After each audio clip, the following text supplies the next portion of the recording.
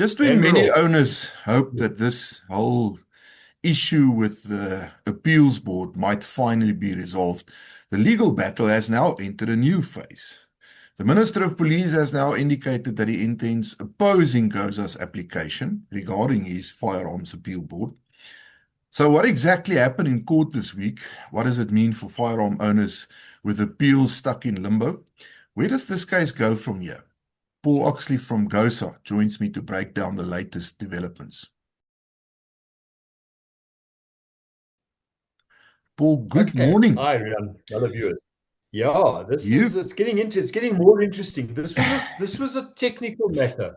We started out with a little technical matter. Yeah, We wanted the minister just to appoint an appeals board so that we could process appeals, yes. you know. Um, Instead of that, so the minister ignored us for about a year. So then we served papers on him in the beginning of this year, and we were in court yesterday about it. Mm, And suddenly, at the last minute, literally 8:15 on Tuesday night, the minister sends through his notice of intention to oppose the order we're asking for. okay. Doesn't give any reasons. So we go to court yesterday morning, because he hasn't sent reasons.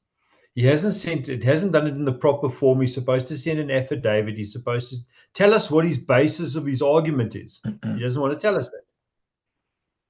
So we're at court yesterday morning. The whole circus arrives there, and they've got a whole state's attorney and a whole advocate on their side. Mm, And they go to court, and we say to them, so where's the affidavit? And they all scratch their heads and they look at each other and they climb on their phones and they start phoning their bosses and saying, we may have a problem. In any case, so after a bit of toing and froing with this, we decide that, yeah, we'll give them some time, mm, but it must be made an order of court. So then they start arguing about costs. They say, no, we must accept party and party costs, which means that each party pays their own bloody costs. Now we've spent a fair amount of members' money mm. and our own money on this, and we'd like to have that back, thank you, because it's not our fault. Yeah. This is the minister's fault. This is the minister's fucked something up. The minister must pay for this. Mm. So no, they say no. Then they'll reserve costs until the full matter is heard.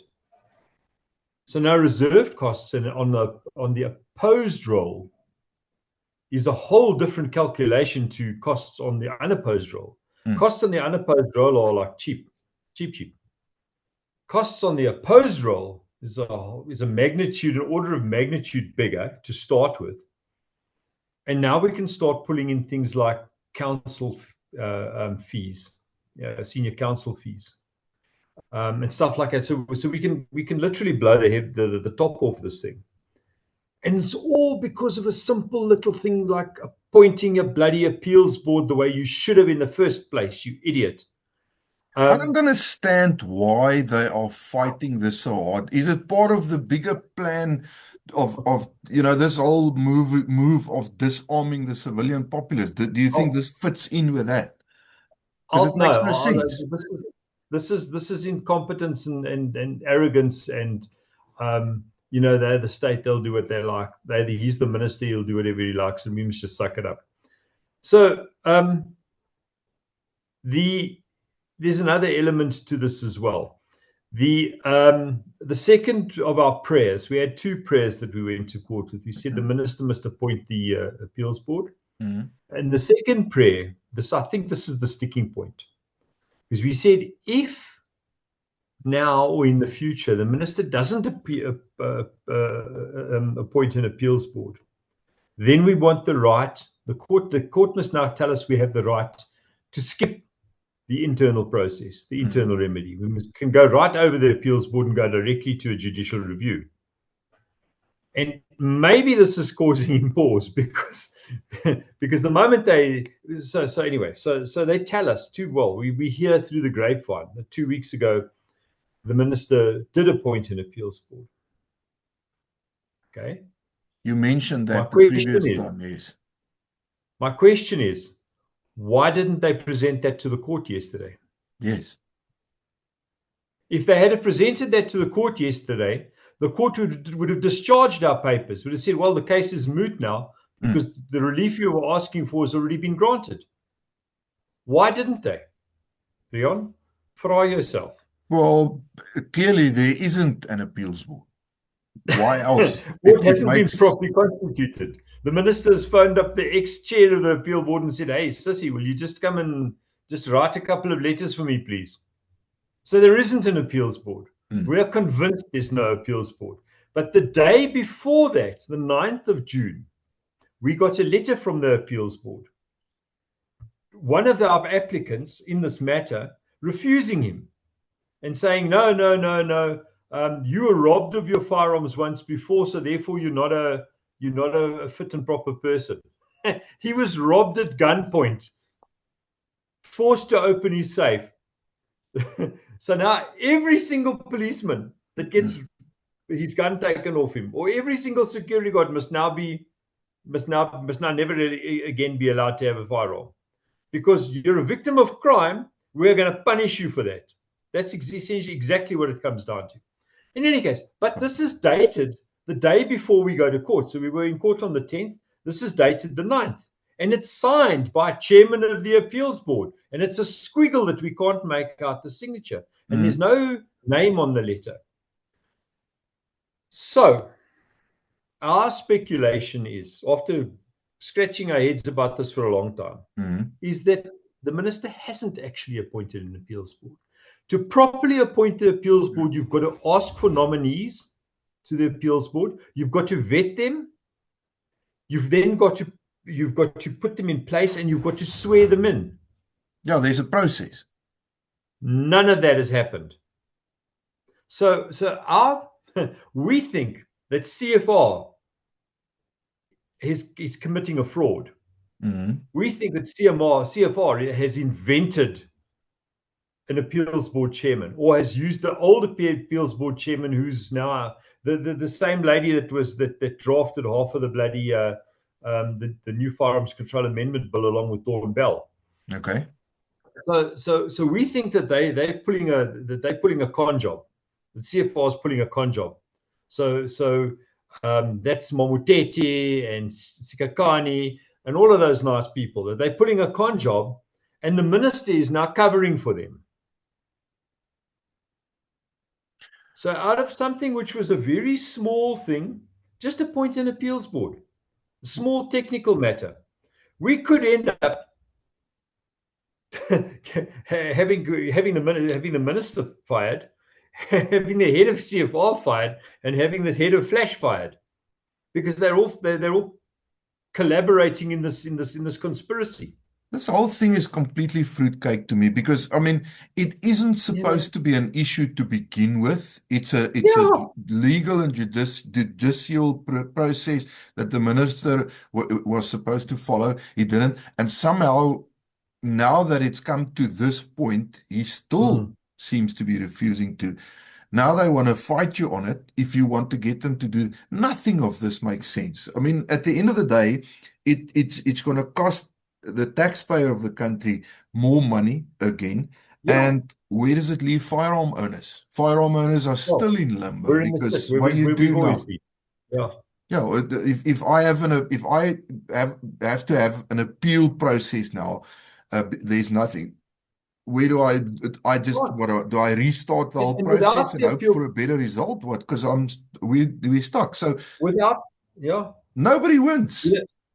Without our prayer too, that in the absence of a properly constituted appeals board, we have the right to go directly to legal review. Yes. Not everybody's got the money to go to legal review. Let me put it that way. We've tried to make that as cheap as possible.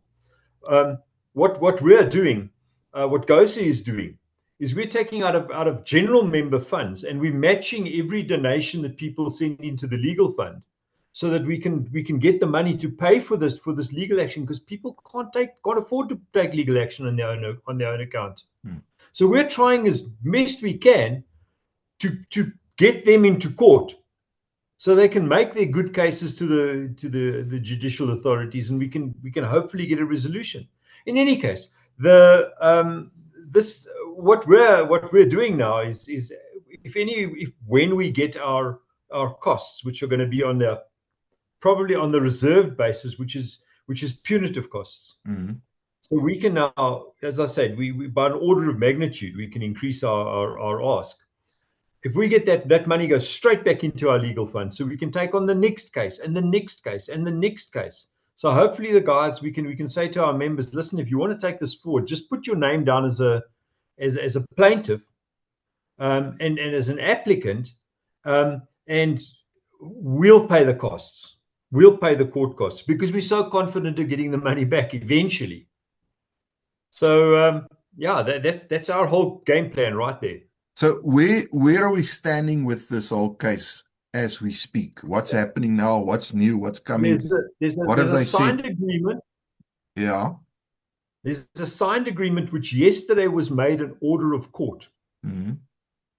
We got the judge to endorse it. So it's been made an order of court yesterday that they must provide us with their affidavit.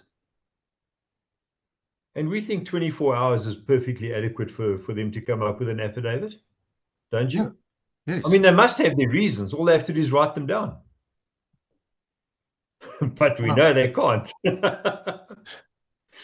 So we're going to extract flipping vengeance from out of this. So, and it's not that we're anti-law and order. No. We're trying to make the law work.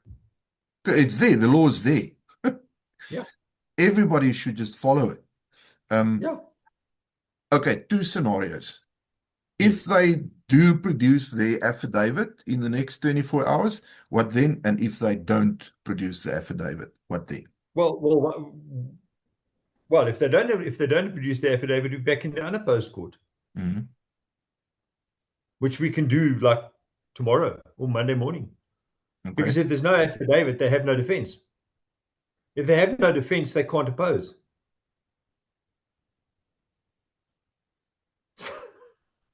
And every time we go back to court, the judge gets more and more the murin. I can imagine. Everybody can see this is a waste of time and resources. Mm. But they're in a corner.